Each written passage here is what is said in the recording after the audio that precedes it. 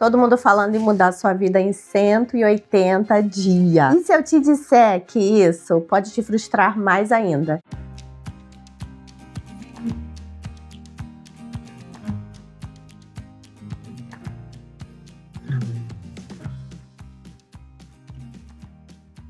Eu também fiz milhões de metas esse ano, metas que eu ainda não cumpri. Ler mais, fazer mais atividade física e etc. 180 dias, colocar essa meta de 180 dias para mudar completamente a sua vida, vai acabar com você. A gente acha que vai chegar ao nível das metas que nós criamos, seja ela 180 dias, 365 dias ou até 90 dias, mas a real é outra. O autor do livro Hábitos Atômicos, ele diz: você não sobe ao nível dos seus objetivos, você cai ao nível do seu sistema. Isso me fez entender que sem sistema, sem rotina e sem hábito, não há mudança que se sustente.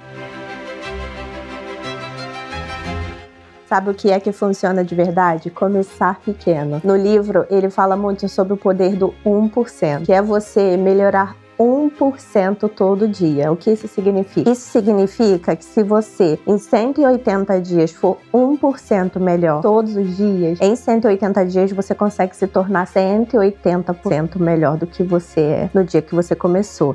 Ah, agora eu entendi! Agora eu saquei! Agora todas as peças se encaixaram! Pode parecer nada, mas no final é muita coisa. Esse é o poder da consistência, esse é o poder do hábito. Mas isso não vai mudar a sua vida. Empolgante!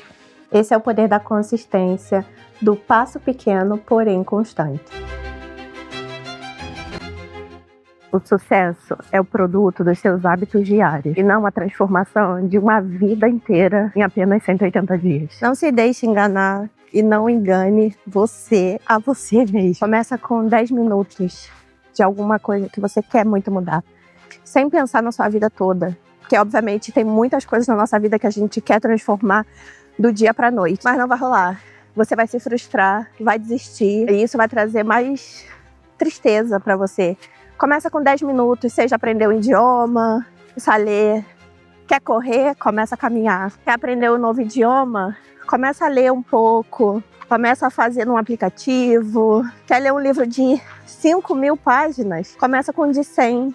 E aí você se compromete em ler 10 páginas por dia. A cada 10 páginas que você lê, você vai melhorar 1% daquilo que você quer melhorar como um todo.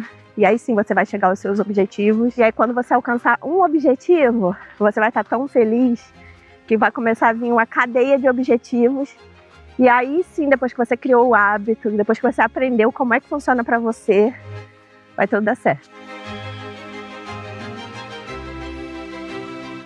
Esse livro, Hábitos Atômicos, é maravilhoso. Eu salvei uns trechos dele e eu vou ler aqui para você. O primeiro que eu salvei é: hábito é uma rotina ou um comportamento que é realizado regularmente e, em muitos casos, de modo automático. Porque quando você cria o hábito, né, vem uma coisa automática. É igual dirigir ou andar de bicicleta. Vira uma coisa que você simplesmente faz. Você não pensa mais, tipo, tô cansado. Você simplesmente acontece. É igual sentar no carro. Você não pensa mais.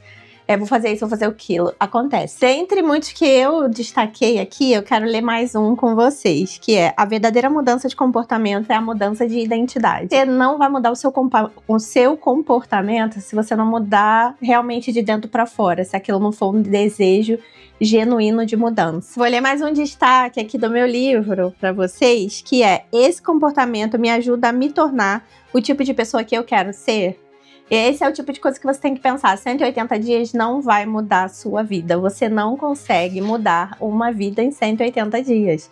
Então, se você tem 20 anos, você demorou 20 anos para chegar até onde você está. E não é em 180 dias que você vai mudar da água para o vinho por completo. Agora você é uma pessoa esporte, assim, ativamente esportista. Você lê muito, você aprende vários idiomas, você trabalha muito, você não procrastina, você não fica nas redes sociais.